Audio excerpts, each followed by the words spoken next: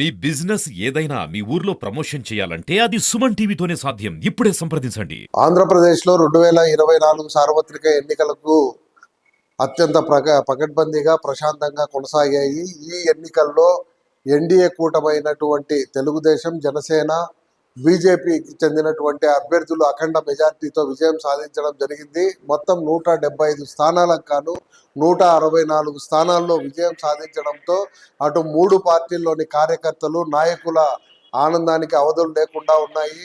ప్రధానంగా రాష్ట్రంలోని అన్ని ప్రాంతాల్లో తెలుగుదేశం కావచ్చు, అలాగే జనసేన, బీజేపీ గెలిచిన ప్రాంతాలలో అక్కడ ఉన్నటువంటి కార్యకర్తల సంతోషానికి అవధులు లేకుండా ఎక్కడికక్కడ వారు సంబరాలు చేసుకున్నటువంటి పరిస్థితి కనిపిస్తూ వస్తుంది. తెలుగుదేశం పార్టీ ప్రభుత్వం ఏర్పడ్డాక అక్కడ ఉన్నటువంటి నాయకులు కావచ్చు, ఎమ్మెల్యేలకు మంత్రివర్గంలో చోటు లభించడంతో వీరి యొక్క ఆనందానికి మరింత హద్దులు లేకుండా పోయాయి.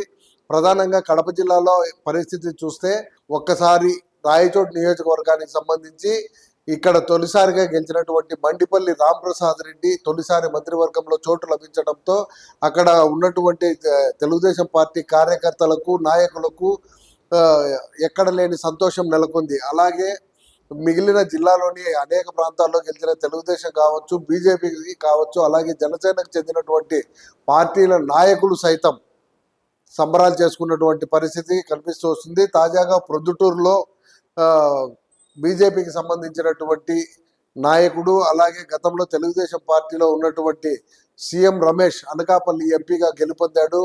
ఈ నేపథ్యంలోనే ప్రొద్దుటూరులో పంచముఖ ఆంజనేయ స్వామి ఆలయంలో ఆయన స్నేహితులు, బంధువులు కావచ్చు, అలాగే ఇతర పార్టీకి చెందినటువంటి అనేక మంది 108 టెంకాయలు కొట్టి మొక్కు తీర్చుకోవడం జరిగింది. తమ నాయకుడు గెలవడంతో తమకెంతో సంతోషంగా ఉందని కూడా వాళ్ళు ఆనందం వ్యక్తం చేస్తూ వస్తున్నారు.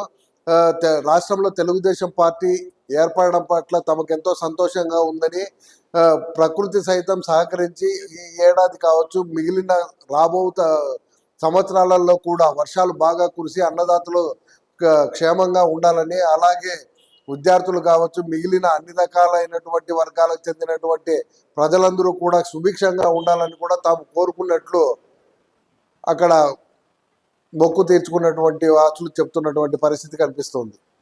ఎన్డీఏ కూటమి అఖండ విజయం సాధించిన సందర్భంగా, చంద్రబాబు నాయుడు ముఖ్యమంత్రి అయిన సందర్భంగా సీఎం రమేష్ గారు అనకాపల్లి పార్లమెంటు అభ్యర్థిగా అఖండ విజయం సాధించి భారీ మెజార్టీతో సాధించినందుకు ఇక్కడ దేవునికి ముక్కు చెల్లించుకున్నాం. ఈరోజు 108 టెంకాయలు కొట్టి పంచముఖ ఆంజనేయ స్వామి దగ్గర రాష్ట్రం సుభిక్షంగా ఉండాలని దేవుని వేడుకున్నాము. మంచికి వర్షాలు పడాలా, రాష్ట్రం గాడిన పడాలా, సుభిక్షంగా ఉండాలని దేవుని ప్రార్థించాం.